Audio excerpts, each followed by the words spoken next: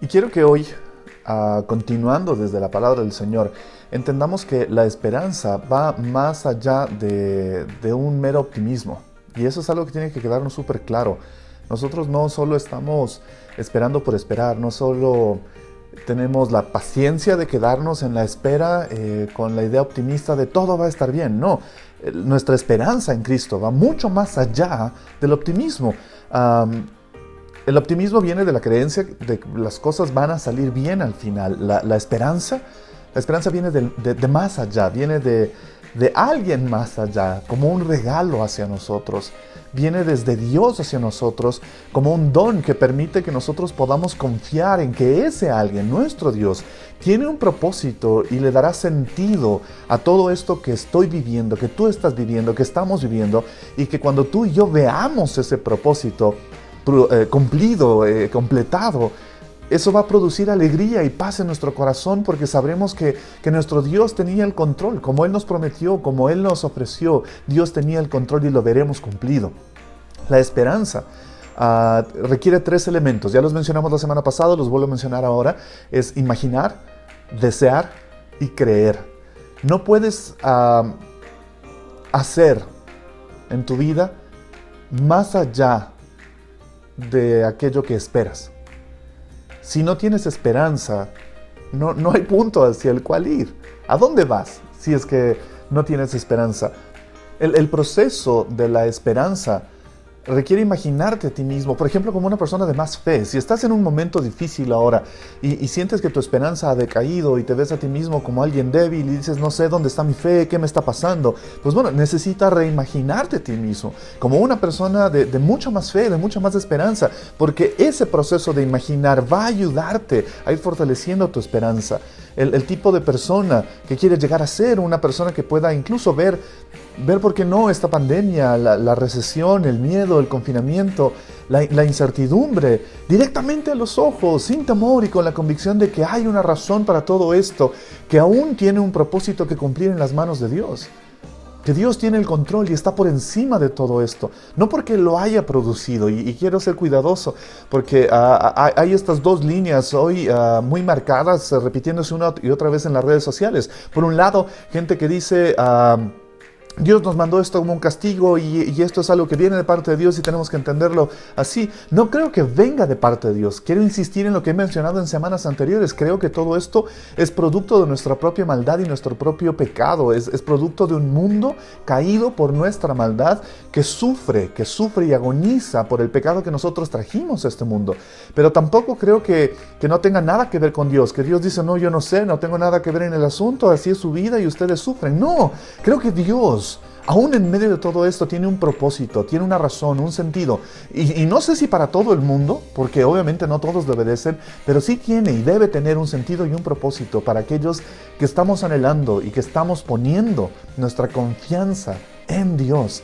Y si entonces tú tienes la convicción de que esto es así, en tu corazón, de que Dios está a tu lado, de que Dios está contigo, de que mejores días están por venir, entonces tu esperanza empieza a fortalecerse. Porque entonces lo que está ocurriendo no es solo un accidente, no es solo una situación al azar, es algo que viene de parte de Dios hacia ti, con esa convicción de que en medio de todo esto, Dios tiene un propósito, un regalo que viene de Dios hacia ti, de que Él está contigo en medio de todo esto. Leía la historia de un futbolista, su nombre es Joe Namath, un futbolista norteamericano, de fútbol americano, y él en un cierto momento de su carrera, cuando era joven, escribió un libro, y el libro tiene un título muy extraño. Dice, sigo esperando por el mañana, espero por el mañana con ansiedad, porque cada día me pongo más guapo. Y yo me pregunto si él sigue teniendo esta misma sensación ahora. Él tiene 80 años y definitivamente no creo que él siga esperando por el mañana porque se va a ver más guapo. A esta edad probablemente él no va a verse más guapo el día de mañana.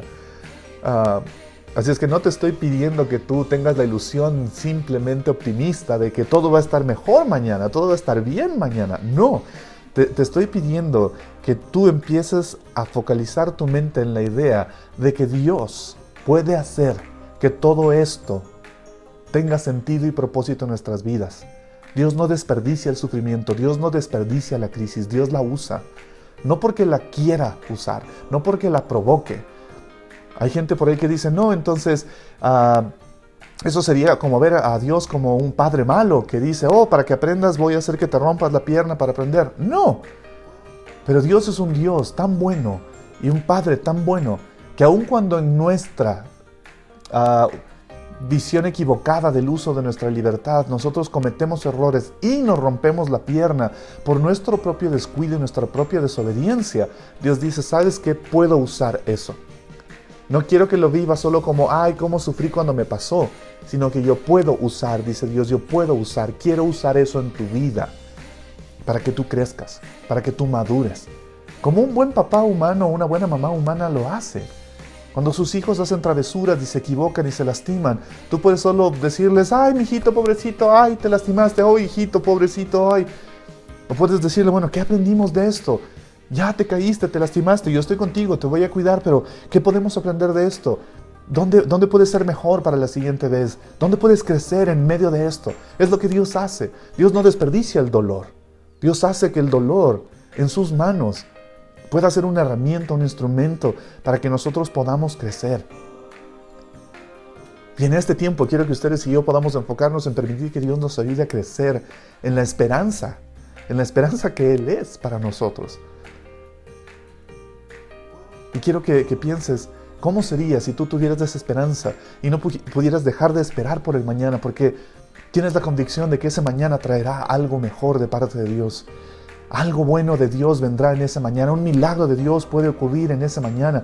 Imagina que en medio de todo esto, que en medio de toda esta crisis y toda esta dificultad, tu vida adquiere un nuevo sentido, un nuevo significado. Y pasas de ser un don nadie, un hombre y una mujer común espiritualmente hablando, a ser alguien que realmente se empodera de su fe y se fortalece en su relación con Dios y empieza a traer ánimo y aliento y sustento y comida y suples necesidades y le das esperanza a otros en medio de esta crisis. Como lo están haciendo nuestros jóvenes. Estos días, una vez más, jóvenes de nuestra iglesia usan sus días para salir, no para pasear y dar una vuelta o simplemente hacer las compras que necesitan para ellos, sino que salen usando ese tiempo y los recursos que ustedes y yo hemos compartido como iglesia para ayudarnos a repartir alimentos, sustento, para que una familia más pueda comer una semana más. Lo seguimos haciendo mi esposa y yo, tratando de usar el recurso que Dios nos dio del salvoconducto de nuestro micromercado para seguir apoyando, seguir sosteniendo, ir a tantas casas como podamos de personas que lo necesitan y priorizar en la gestión de compras a adultos mayores y personas que son vulnerables y que no deberían salir a la calle. Y esto pasa cuando tú empiezas a imaginarte a ti mismo como una persona de esperanza, de forma tan vívida que empiezas a llevarte a ti mismo en esa dirección. Tú dices, yo puedo hacer esto, quiero hacer esto, voy a hacer esto. Eso es lo que quiero hacer, que esta crisis me convierta en una mejor persona, que Dios haga esa obra en mi corazón. Y descubres entonces que puedes empezar a crecer en áreas donde no habías crecido antes, en tu paciencia, en tu capacidad de amar, en tu sensibilidad, en tu empatía hacia otros. Escuchaba estos días en las noches a personas decir en nuestras reuniones de oración de las 8 de la noche, ustedes están invitados, asistan, reúnanse vía Zoom, es muy bueno. Alguien decía, pude salir el día que me tocaba hacer compras y veía a la gente en las esquinas mendigando porque ya no tienen que comer y mi corazón se conmovió. Y alguien decía, oigan, ¿saben qué? ¿Y por qué no llevamos una funda con algo de víveres? Y así si vemos a alguien se lo entregamos y le decimos, mira, toma, Dios no te ha olvidado. Y otra persona decía, oigan, y por si acaso no se olviden de los animalitos, quizás también valga la pena llevar algo para los perritos y los gatitos y puedes llevar un poco de comida. Sí, está bien, háganlo, pero eso se despierta. Cuando tú empiezas a verte como una persona que puede ser empoderada por Dios en medio de esta crisis, para ser parte de su esperanza, de su obra activa. Insisto, empiezas a crecer en áreas donde antes no estabas creciendo porque quizás estabas cómodo o cómoda. Y Dios puede usar esto para ayudarnos a crecer. Que en áreas donde antes le dabas largas a tus tiempos de oración, ahora no, por lo menos estás orando todos los días, 8 de la noche. Antes decías, ay, este día oré, este día no oré, me olvidé. Este día leí la Biblia, este día no leí la Biblia. Ahora lo estás haciendo todos los días. ¿Por qué? Porque toda esta circunstancia está provocando en tu corazón de parte de Dios que le busques, que le escuches, que le obedezcas. Y entonces descubres que ya ni siquiera es opcional, es algo que anhelas, que quieres. Y empiezas a crecer. Por eso les recuerdo, nuestra oración durante esta serie es lo que Pablo escribió a los Romanos en el capítulo 15, verso 13. La palabra del Señor dice que el Dios de toda esperanza, que el Dios de la esperanza los llene de toda alegría y paz a ustedes que creen en Él, que confían en Él, para que rebosen de esperanza por el poder del Espíritu Santo. Y si estás cerca de alguien en tu casa, en tu familia, quiero que le digas esta oración como una bendición hacia esa persona. Si estás con tu esposo o tu esposa, si estás solo con tus hijos, no importa, si estás con tus hermanos, si estás con tus papás, si estás con alguien cerca, quiero que por favor le mires a los ojos y le dediques estas palabras como una oración de bendición de ti para esa persona. Mírale y dile que el Dios de la esperanza te llene de toda alegría y paz a ti que crees en Él, para que tú reboses de la esperanza por el poder del Espíritu Santo. Y quiero que tú y yo podamos empezar a entender mejor que debemos crecer en nuestra esperanza estos días. Esta época requiere que nuestra esperanza crezca. ¿Cómo hacemos eso? Bueno, vamos a verlo un poco hoy. Creo que podemos entender mucho de cómo hacer que nuestra esperanza crezca a partir de la historia de un personaje bíblico que tuvo que aprender a hacer que su esperanza creciera y creciera, a pesar de que al principio parece que ya tenía mucha. Y uno puede ver muchísimo de eso revelado en los salmos que él escribió. Y estoy hablando de David. Quisiera que recorramos rápidamente algunas partes de su vida para ver cómo se ve un esperanzador de clase mundial, cómo se ve alguien que tiene esperanza a un nivel más alto, que ha hecho que su esperanza crezca. Un día, David, siendo un niño, era un pequeño, un jovencito, es llamado por su padre para presentarse delante del profeta Samuel. El profeta Samuel había llegado hasta su casa guiado por Dios, porque Dios le había dicho que de esa familia iba a salir el nuevo rey de Israel, y ya sus hermanos habían sido analizados por el profeta, los más grandes, los más fuertes, los más valientes, y ahora solo faltaba David. El profeta había pasado por todos, y David era el menor, así es que cuando le llamaron él estaba lejos, no estaba ahí en casa como el resto de sus hermanos, no estaba cerca, estaba en el campo lejos cuidando las ovejas de su padre. Y al llegar el profeta lo observa, después de haber observado a todos sus hermanos, aparentemente más grandes, más capaces, lo observa a él, al más joven, al más pequeño, y le dice al padre, a la familia, este es el muchacho por el cual Dios me mandó aquí. Y entonces derrama aceite sobre su cabeza como un símbolo de unción, de reconocimiento, de la bendición, de la marca de Dios para él como el futuro rey de Israel. Pero lo interesante ahí, en este momento, en este contexto que estamos viviendo, es que el profeta termina su ceremonia y se va. Los hermanos de David regresan a sus labores, cada uno toma su camino, se va. Y David dice, bueno, chévere, ahora fui ungido como rey, pero me tengo que ir. Y el papá le dice, sí, vaya a buscar las ovejas, a cuidarlas. Y David regresa al campo a pastorear sus ovejas. Y por quién sabe cuántos años, David sigue haciendo el mismo trabajo que venía haciendo desde pequeñito, cuidar ovejas. Nada cambia, excepto una cosa. David ahora tiene una esperanza. David ahora tiene un futuro que ya no implica solo cuidar ovejas el resto de su vida y tratar de ir ascendiendo hacia otras tareas familiares más importantes. Me imaginaba a David estos días sentado en medio del campo, observando sus ovejas, soñando, despierto, con la clase de rey que él podía llegar a ser. Soñando con cómo podía traer mayor unidad y fortaleza a su pueblo, más ánimo, cómo podía traer mayor bienestar a su gente, cómo podía guiarlos para que ellos aprendan a amar a Dios, incluso a través de la música y de la alabanza, cómo podía enseñarles a adorar a Dios de corazón, como él lo hacía en medio del campo. Cómo quizás ahí empezó a nacer en él el deseo, el anhelo de construir el templo para Dios.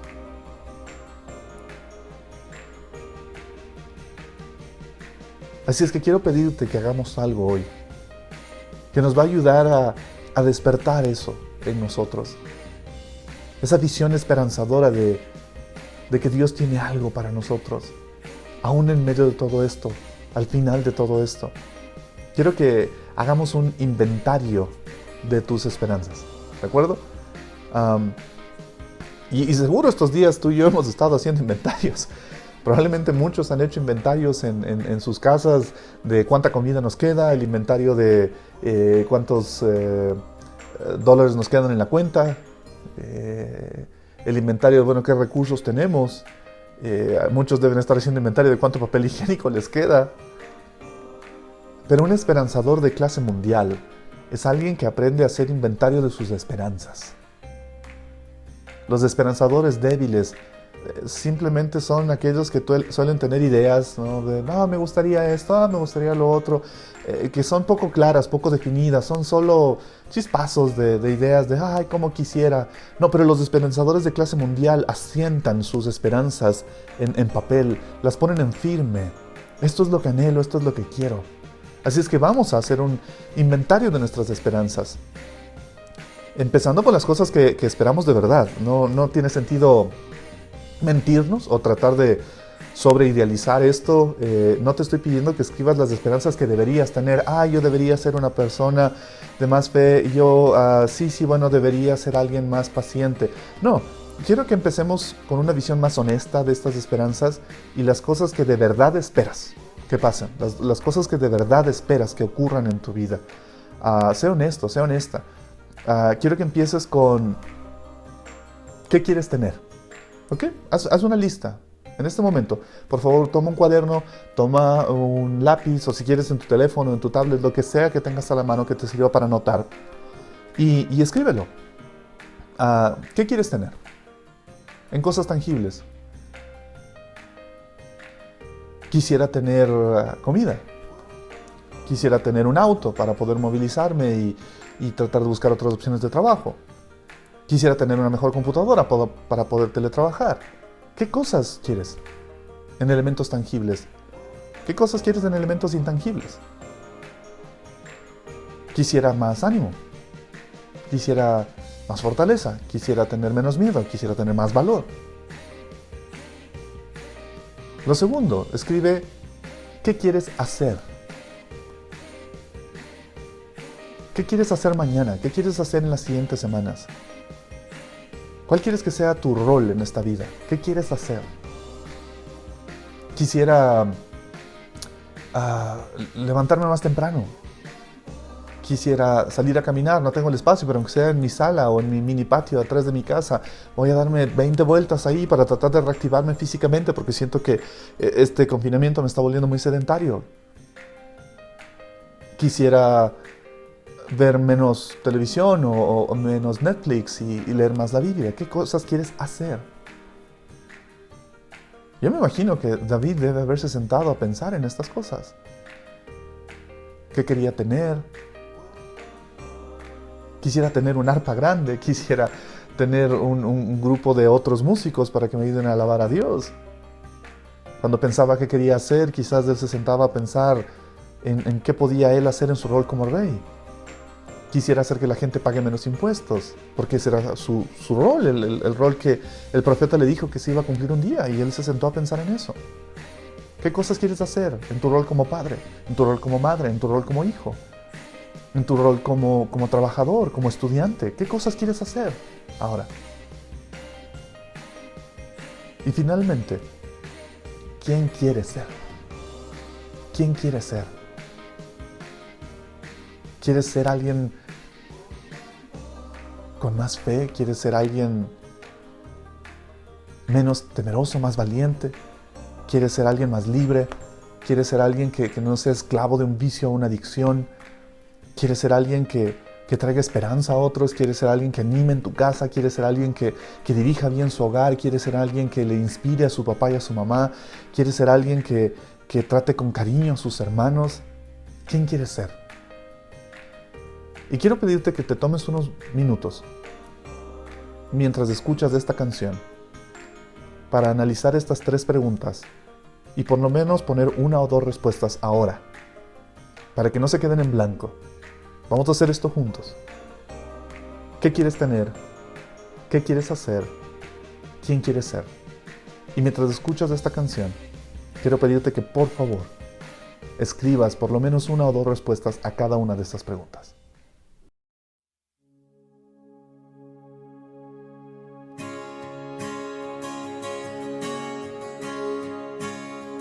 Me postro hoy ante ti y puedo así yo descansar.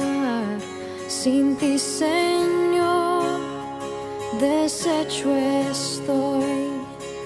Solo tú podrás guiar. Oh Señor, te necesito en cada segundo, mi defensor, mi redentor, Dios te necesito.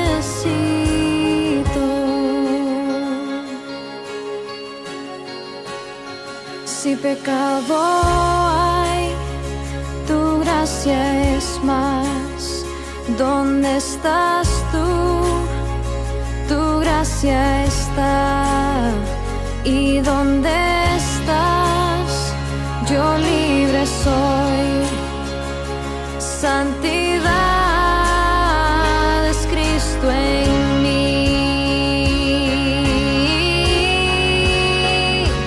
Oh Señor, te necesito en cada segundo, mi defensor, mi redentor, Dios te necesito.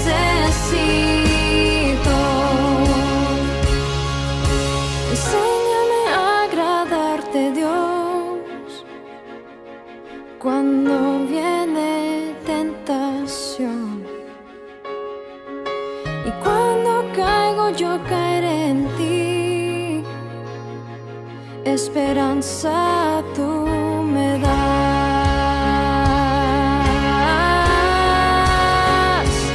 Oh Señor, te necesito en cada segundo, mi defensor, mi redentor, Dios te necesito.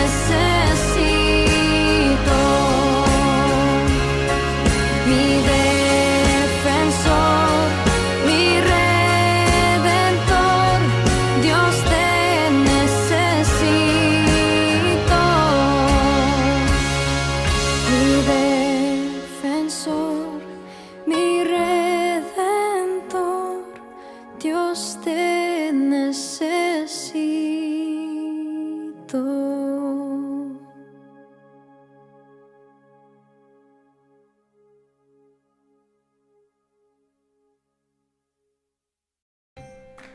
Los grandes esperanzadores tienen metas hacia el futuro. Ellos no solo van a la deriva, zarandeados por las circunstancias. Ellos establecen una meta y empiezan a trabajar hacia ella.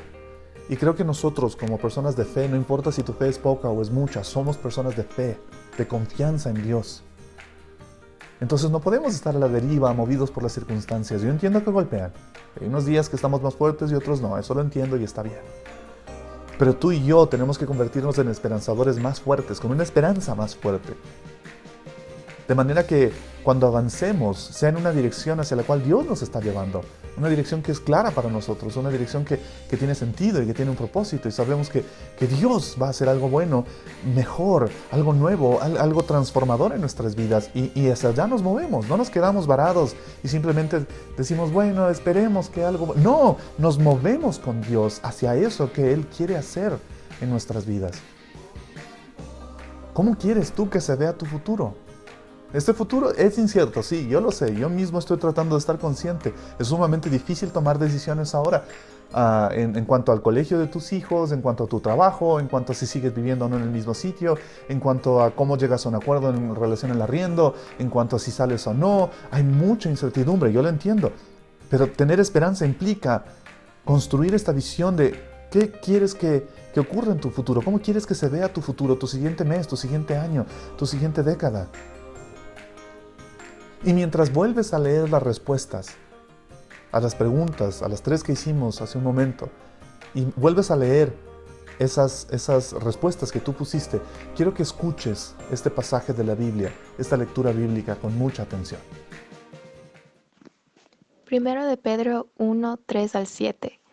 Alabado sea Dios, Padre de nuestro Señor Jesucristo, por su gran misericordia nos ha hecho nacer de nuevo mediante la resurrección de Jesucristo, para que tengamos una esperanza viva y recibamos una herencia indestructible, incontaminada e inmarchitable. Tal herencia está reservada en el cielo para ustedes, a quienes el poder de Dios protege mediante la fe, hasta que llegue la salvación que se ha de revelar en los últimos tiempos. Esto es para ustedes motivo de gran alegría, a pesar de que hasta ahora han tenido que sufrir diversas pruebas por un tiempo. El oro, aunque perecedero, se acrisola al fuego. Así también la fe de ustedes, que vale mucho más que el oro, al ser acrisolada por las pruebas, demostrará que es digna de aprobación, gloria y honor cuando Jesucristo se revele. Si leíste tus respuestas a esas 3 preguntas y escuchaste con atención la lectura de ese pasaje, espero que empieces a entender que es Dios quien produce la esperanza genuina en nosotros. No somos nosotros, no son nuestras propias fuerzas, es Dios, es un regalo que viene de Él hacia nosotros, de allá hacia acá. Cristo, y solo Cristo se puede convertir en la fuente máxima de nuestra esperanza. Pero también nos invita a que nosotros seamos parte de la construcción, de la consecución de esa esperanza. Dios no te dice solo quieto, espera, aguántate ahí, ¿no? Pero llega un momento donde Dios te dice, ok, estás confiando en mí, ven, vamos a trabajar juntos en esto. Tú eres parte de este proceso, tú eres parte de la consecución de que esta esperanza que he puesto en ti tenga sentido. Un esperanzador de clase mundial es alguien que tiene la esperanza como un hábito, que ha convertido la esperanza en una práctica, en un hábito. Es el tipo de persona de quien tú quieres estar cerca en medio de una crisis, porque su esperanza es firme y te transmite esa sensación de sí, podemos salir de esto, Dios nos va a ayudar. Y eso nos lleva a otra de las historias más conocidas en la vida de David, su confrontación contra el gigante Goliat. Ese gigante estaba despedazando al ejército de Israel, no solo físicamente, sino moralmente. Todos en el ejército de Israel le tenían miedo, pánico, y lo consideraban invencible, hasta que David llegó. Y si has leído ese pasaje, y si lo recuerdas, David no llegó al campo de batalla como un poderoso guerrero, en un caballo y con armadura. No, David llegó ahí como un muchacho enviado por su familia para llevarle comida a sus hermanos. Llegó en su rol de repartidor de comida, con sus sandalias de Uber Eats. Y mientras le entregaba su pedido de comida a sus hermanos, y escuchaba la conversación de todos diciendo, no, mira, tamaño gigante, ¿y ahora qué hacemos? ¿Ves ese gigantote que tiene? No, el ejército enemigo nos fregamos porque nos mata a todos, y se para ahí en medio del campo y dice, a ver, venga uno de ustedes y enfréntenme. No hay forma, es demasiado grande. Y entonces David, escuchando esos comentarios sobre lo grande de ese gigante, lo invencible de ese gigante, empieza a decir, yo puedo vencer a ese gigante, yo puedo hacerlo. Y lo sorprendente ahí, para mí, es recordar que uno de los hermanos mayores de David le dice, hubiera sido súper chévere que le hubiera dicho como hermano mayor, ¿no? Lo que uno esperaría de un hermano mayor, que te diga, bien, esa es la actitud, ñañito, esa es la actitud, hermano. Vamos, dale, tú puedes, yo te apoyo, muéstranos cómo se mata un gigante. No, sino que ese hermano mayor de David, alguien que tiene influencia sobre David, Alguien a quien probablemente David veía como un ejemplo de fortaleza, de hombría, de alguien digno de imitar.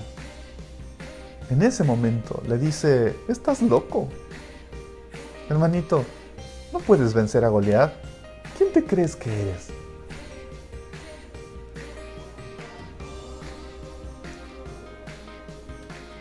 Y quiero que entiendas esto. Cuando tú eres una persona de esperanza, muchos te van a empezar a decir lo que no puedes hacer. Cuando eres una persona de esperanza en Dios, de fe en Dios, de confianza en Dios, muchos te van a empezar a decir lo equivocado que estás, lo inútil que eso es, lo absurdo que es. Solo te van a decir: mira las circunstancias, apégate a las circunstancias, sé víctima de las circunstancias como todo el resto de nosotros. Qué inútil tener esperanza en Dios en este momento. No sé por qué, pero algo le choca a la gente cuando uno logra tener esperanza en medio de la crisis. Quizás les confronta con su propia debilidad, con su propia incapacidad de tener esperanza. Pero hay muchas personas que en lugar de ver a aquellos que tienen esperanza como dignos de imitar y gente a quien apegarse, empiezan a criticarlos o a señalarlos o a tratar de desanimarlos, de unirles a su desánimo. Pero ese tipo de actitud de aquellos a su alrededor no detiene la esperanza de David. Y espero que no detenga la tuya. David empieza a insistirles: no importa que me digan. Yo sé que yo puedo derrotar a ese gigante. No importa lo que me digan, yo sé que yo puedo. Y las palabras de David empiezan a ser comentadas por el ejército. No, ya el hermano de ellos dice que puede matar al gigante. No, y el comentario llega hasta oídos del rey, el rey Saúl. Y el rey mismo hace un comentario que no es muy esperanzador. Primera de Samuel, capítulo 17, verso 33.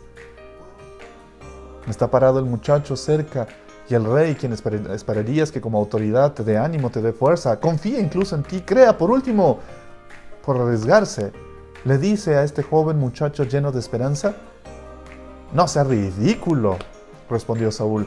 No hay forma de que tú puedas pelear contra ese filisteo y ganarle. No hay forma. Él es tan solo un muchacho. Y el filisteo ha sido un hombre de guerra desde su juventud. Y mira el tamaño que tiene. Todo soldado en el ejército de Israel parece haber perdido la esperanza. Pero recuerda, tener esperanza requiere 3 elementos: imaginar, desear y creer. ¿Podían los soldados de Israel imaginar a Goliat vencido? Sí, claro. ¿Querían los soldados de Israel ver a Goliat vencido? ¿Tenían ese deseo, esa hambre? Seguro que sí. ¿Alguno de esos soldados creía que podía vencer a Goliat? No. Eso era lo que a ellos les faltaba. Y entonces, ¿por qué? ¿Por qué David parecía sí tener esa convicción? Sí creer que él podía vencer a Goliat. ¿De dónde venía esa creencia? Venía de que él había aprendido a tener esa esperanza. Él le dice al rey: cuando yo estoy en el campo, cuidando de mis ovejas, y todo el mundo, ja, ja, ja, ja, aparte todo ha sido pastor de ovejas, ja, ja, ja, y la gente riéndose. Y él, repito, cuando yo estoy en el campo, cuidando de mis ovejas, y algún animal salvaje intenta atacarlas, yo lo enfrento y rescato a mis ovejas. Ahora, imagina que tú estás en el campo, cuidando de ovejas que ni siquiera son tuyas, son de alguien más, y de pronto aparece un animal salvaje, un oso, un león, y tú tienes solo un palo para enfrentar a semejante animal. Honestamente, ¿qué harías? Lo más probable, siendo honestos, es que ni tú y yo nos quedamos a pelear con el animal. Decimos: pobre mi oveja, no mi oveja, y se pegó mi oveja, y corres, huyes. Sería lo que la mayoría de nosotros haríamos. Quizás le lanzamos el palo para medio hacer un intento, y si el animal no se va, pues nosotros corremos. Igual nadie te va a ver, ¿no? Digo, David pudo ni siquiera haber usado esa anécdota. Y si le pasó, David pudo haberse ido corriendo, haber huido. ¿Quién le estaba viendo? Las ovejas, nadie más. O también se estaba viendo él mismo. Y también Dios lo estaba viendo. Y algo pasa en el corazón de David cuando enfrenta esos momentos. Allí en el campo, en medio de la dureza de la naturaleza, de esas circunstancias toscas, agresivas, salvajes que él había enfrentado, David no estaba aprendiendo a cuidar ovejas. Estaba aprendiendo a tener esperanza en que Dios cuidaba de él y de sus ovejas y le daba la fuerza para cumplir con la tarea que le había encargado.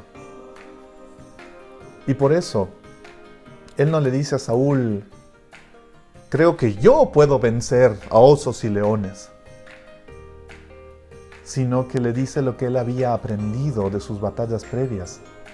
Primera de Samuel, capítulo 17, verso 37, léelo bien, pon mucha atención a este pasaje. David le dice al rey, el mismo Señor que me rescató de las garras del león y del oso, me rescatará de este filisteo. David dice, yo me voy a exponer al filisteo, me voy a enfrentar a él, y Dios me va a rescatar. Porque Él me rescató del oso, Él me rescató del león. El mismo Dios que me rescató de las garras de esos animales, me va a rescatar de manos de este filisteo. Querida familia, uno puede escuchar 100 veces a alguien decir, Dios es fiel y Dios cuida de ti en un mensaje, en una prédica como esta. O puedes leer algo como eso, Dios es fiel, Dios es bueno, Dios va a cuidar de ti 1000 veces en un libro. Pero nunca llegarás a creer algo como eso. Creerlo hasta tus huesos, hasta que tú mismo veas esa fidelidad de Dios en medio de una circunstancia difícil. ¿Y qué mejor lugar para eso? ¿Qué mejor lugar para aprender, para ver, para vivir, para experimentar la fidelidad de Dios que en medio de la crisis y la dificultad? ¿Qué mejor lugar? Insisto, quiero que entiendas que hay una diferencia enorme entre tener esperanza y solamente desear. Porque desear no cuesta nada.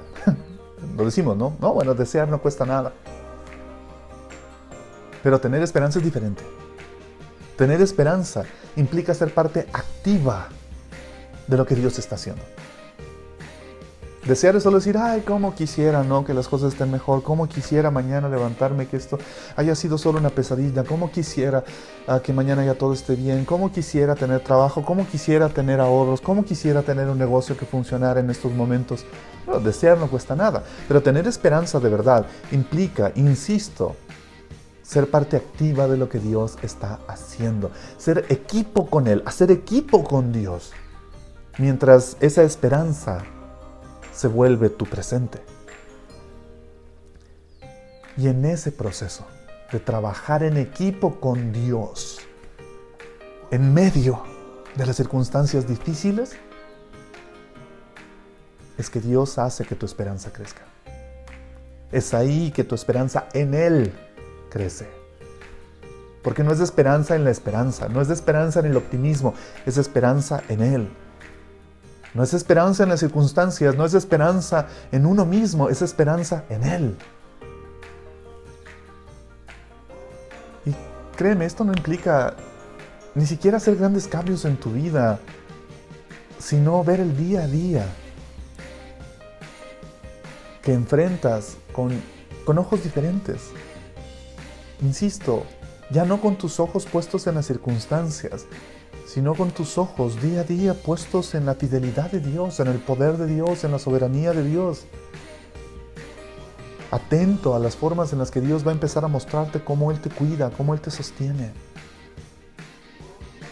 Y claro que las situaciones del día a día pueden ayudarnos a que nuestra esperanza crezca porque se han vuelto complejas. Veía el video de esta mamá, una mamá israelita, que subió este video desde su auto buscando un momento de respiro reclamando por la presión que significa tratar de estar en casa y hacer teletrabajo mientras sus hijos tienen que teleestudiar y tener clases a distancia. Y ella dice, si el coronavirus no nos mata, las clases a distancia nos van a matar porque ya no puedo más. Mandan muchísimos deberes y mis hijos tienen que estar haciendo deberes y yo tengo que estar pendiente de mi trabajo y pendiente de cómo les ayudo. Y luego los profesores muy amables me están preguntando cómo están mis hijos y si están bien. Y yo les respondo, sí están bien, claro que están bien. Me preguntan, ¿y cómo se sienten los niños? ¿Los niños están comiendo? ¿Están durmiendo? Claro que están comiendo un montón. Comer es todo lo que hacen. Se comen toda la comida de la casa. Y esta mamá llega al punto de decir, ¿y quién me pregunta a mí cómo estoy? ¿Quién me pregunta a mí si yo estoy bien, si no estoy agotada, si no estoy cansada? Mandan a hacer trabajos y tengo 4 hijos y tengo 2 computadores. ¿Cómo hago? ¿Cómo hago con todos mis hijos teniendo clases al mismo tiempo si tengo solo 2 computadores? ¿De dónde me voy a sacar? Y de pronto mandan deberes y quieren que yo les ayude a mis hijos a hacer los deberes en casa. Y ahora descubre mi hijo que yo no soy tan inteligente, que somos tontos, que quieren que nuestros hijos se den cuenta de que somos tontos y que no tenemos las respuestas a las preguntas que sus profesores les mandan. Gracias por eso. Y es solo un proceso de desahogo de esta mujer que graciosamente termina con una sonrisa en sus labios después de haberse desahogado un par de minutos de la carga que para ella implica enfrentar esta nueva versión del día a día. Un día a día que puede ser desgastante, que puede pasar de ser agotador a ser preocupante, de saber que no estamos enfrentándonos solo a una circunstancia difícil, sino a una enfermedad que puede ser mortal para algunos. Pero es justo en medio de eso que si tú y yo trabajamos de la mano de Dios para que Él use lo que está pasando para transformar, fortalecer, limpiar, sanar, incrementar nuestra fe y nuestra esperanza, entonces creceremos y seremos más fuertes. Porque no podemos enfrentar esto, no podemos salir bien de esto sin Dios. No saldremos de esto como mejores personas, no saldremos de todo esto más fuertes, a menos que nos apoyemos en la gracia y en la fidelidad y en el poder de Dios. Por eso tu esperanza no puede ser solo de conocimiento, no puede ser meramente intelectual. Tiene que ser por convicción, tiene que ser una esperanza de corazón. Porque esta esperanza no tiene que ver con información, tiene que ver con una actitud de adoración. Adorar a Dios cada día, cada momento en el que estés dudando del futuro, de qué va a pasar y de qué va a venir, en lugar de dejarte hundir, adora a Dios. Porque adorar te va a ayudar a recordar que no estás solo, que no estás sola, sino que el mismo Dios, el mismísimo Dios y creador del universo, el que puso cada planeta y cada estrella en su lugar y que sostiene las galaxias moviéndose, es el mismo Dios que sabe cuánto tienes en tu alacena. Es el mismo Dios que sabe cuánto te queda en tu cuenta bancaria. Es el mismo Dios que sabe cómo están tus situaciones de negocio, de trabajo. Y ese mismo Dios que te rescató de las garras de esas maldades y dificultades anteriores, es el mismo Dios que te librará de la mano de las dificultades actuales. Y llegó un momento en la vida de David en la que si creías que había pasado por situaciones duras y había tenido que esperar un montón y había tenido momentos de crisis y dificultad, las cosas se ponen peores. Finalmente David llega a vivir en el palacio, compartiendo espacio incluso con el mismísimo rey Saúl, y David tocaba sus instrumentos para tratar de, en su adoración, ayudar a que hubiera calma en el espíritu que estaba atormentado del rey Saúl. Y de pronto el rey estalla en agresividad. David se había casado con su hija, vivía ahí, pero el rey estalla en agresividad de odio hacia David. Y David tiene que salir huyendo del palacio y pierde todo lo que él conocía, todo lo que le daba un sentido de comodidad, todo lo que le daba en ese momento un sentido de tranquilidad material y circunstancial desaparece. Su relación con su esposa se rompe, huye del palacio para evitar que el rey lo mate. El ejército entero lo perseguía. Tuvo que dejar a sus amigos, tuvo que dejar su comodidad, sus posesiones, y termina viviendo en una cueva. En una cueva. Y en medio de esa situación, viviendo en una cueva, David se convierte en líder. Pero graciosamente no se convierte en líder de los mejores y los más fuertes. No, David se convierte en líder de los perdedores. La primera de Samuel capítulo 22, verso 2 dice: luego comenzaron a llegar otros, después de que llega la familia de David a buscarlo ahí en la cueva. Hombres que tenían problemas, o que estaban endeudados, o que simplemente estaban descontentos y su vida era amarga, llegan a reunirse con David. Pero no es la banda más wow, no, aquí llegaron todos los profesionales, los de mejor calaña, los de mejor título, los de mejor posición. No, llegan los perdedores de la sociedad a reunirse con David. David se convierte en líder de ellos y es como, bueno, no importa, aún de esta circunstancia vamos a tratar de sacar lo mejor.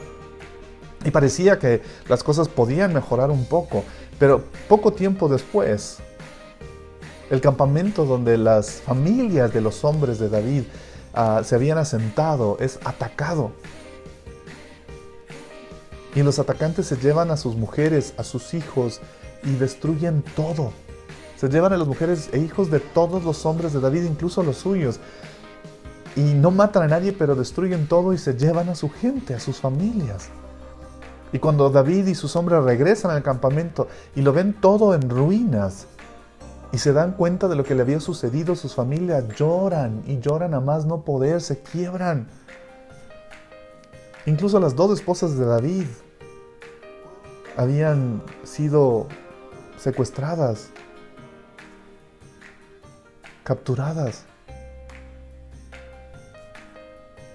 Y él también tenía que enfrentar su propio dolor y su propio sufrimiento, pero sus hombres estaban tan enojados con él, que incluso tan resentidos con él, que incluso piensan en apedrearlo, en matarle. Yo me preguntaba, ¿qué pensamientos en relación a su futuro crees que pasaban por la mente de David en ese momento? No sé dónde están mis esposas, no sé si mis hijos están vivos, no sé dónde están las esposas e hijos de mis hombres. Capaz que están muertos, esto es terrible, me quiero morir, mejor mátenme, me dicen que me van a matar, mejor mátenme, mejor ya que esto se acabe, mejor ya que la cosa termine aquí, ya no hay futuro, se acabó. Pero algo ocurre en David, porque él había aprendido. Ocurre algo en el corazón de David, que no se perdió fácil porque era algo que él había aprendido. Primera de Samuel capítulo 30, la segunda parte del verso 6 dice: pero David encontró fuerzas en el Señor su Dios. Y déjame decirte, a veces la justicia y la verdad de Dios nos producirán dolor. Dolor para que nos arrepintamos cuando nos confronte con nuestra propia maldad y nuestro propio pecado. A veces una palabra de Dios puede confrontarnos y dejarnos con el corazón partido, porque Dios nos puso enfrente de nuestra propia maldad y eso nos causó dolor y tristeza. Pero el objetivo de Dios no es destruirte. El objetivo de Dios no es dañarte. El objetivo de Dios es producir un cambio en ti, una transformación en ti. Y quiero que lo entiendas súper claro. Jamás, nunca, Dios busca desanimarte. Aunque a veces su verdad te duela, aunque a veces la confrontación que Dios haga con tu pecado te quiebre el corazón, el objetivo de Dios es animarte para que te levantes de eso, para que salgas de ese atoro, para que salgas de esa mugre, para que salgas de esa podredumbre, para que no te dejes gobernar por las circunstancias y avances. El objetivo de Dios jamás es desanimarte. El objetivo de Dios siempre, siempre, siempre va a ser animarte. Te pregunto, ¿te has estado desanimando con facilidad estos días? En medio de tu confinamiento, en medio de las noticias, en medio de las circunstancias, ¿te has estado desanimando con más y más facilidad estos días? Porque si Dios y su paz gobiernan tu corazón y tu esperanza está en Él, no te vas a desanimar tan fácilmente.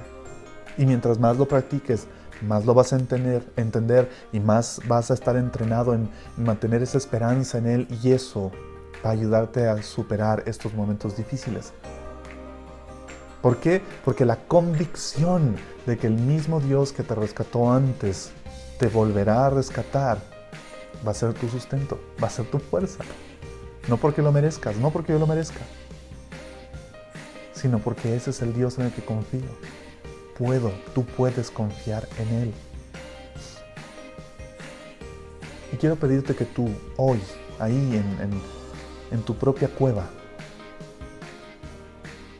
hagas lo mismo que hizo David. Invitar a Dios a su situación. Este es tu momento de invitar a Dios a tu situación una vez más y las veces que sean necesarias hasta que tu corazón aprenda a tener cada vez más una esperanza fuerte en Él. Una vez más tú puedes encontrar fuerzas en el Señor, tu Dios. Y finalmente, quiero que recuerdes que puedes perder cualquier esperanza, excepto tu máxima esperanza, la esperanza final.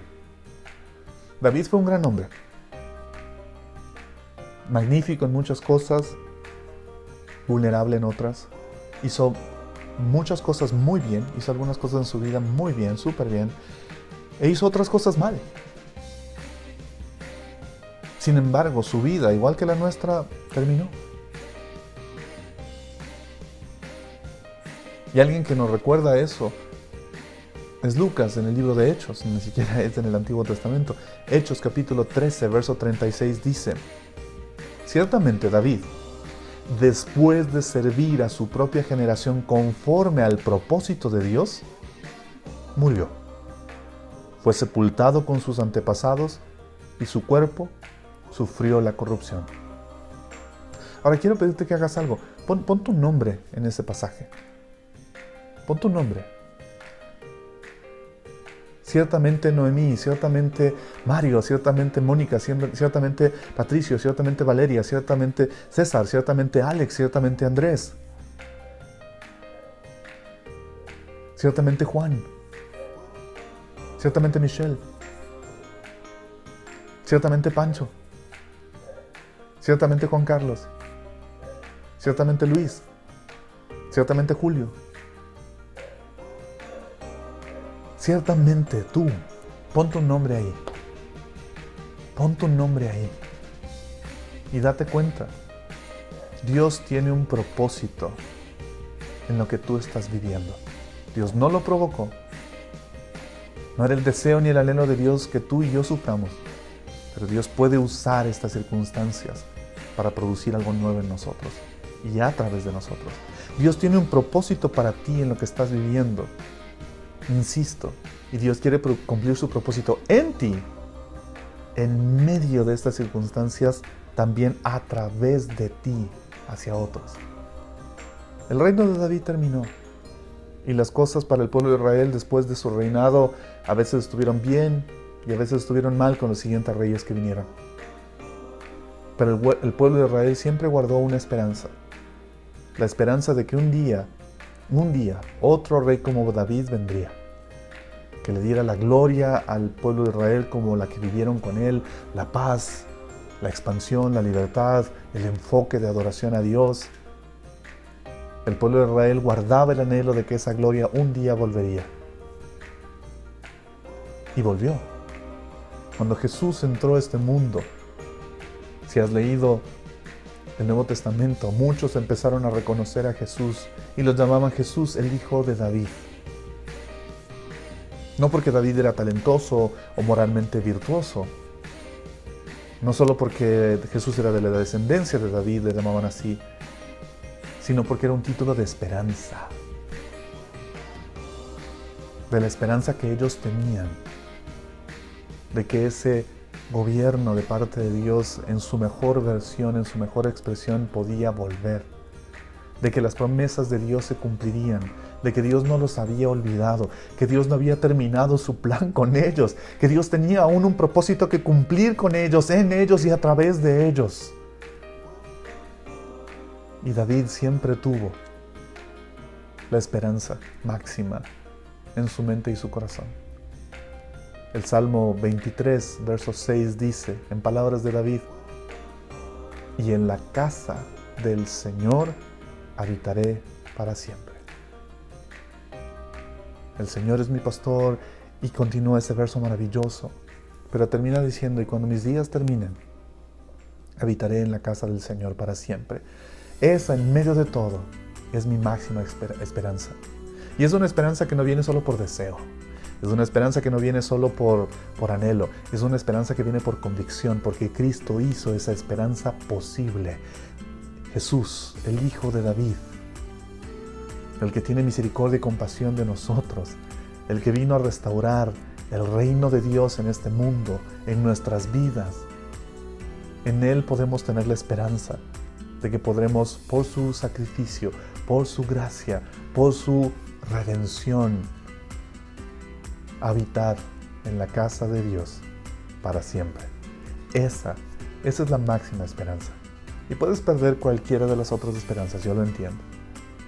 Puedes perder la esperanza en tu trabajo, la esperanza en tu familia, la esperanza en las circunstancias, la esperanza en el gobierno, la esperanza en tu propia familia, ayudándote, la esperanza en el apoyo de la gente. Puedes perder la esperanza en ti mismo, pero no pierdas jamás la máxima esperanza que existe en Cristo Jesús.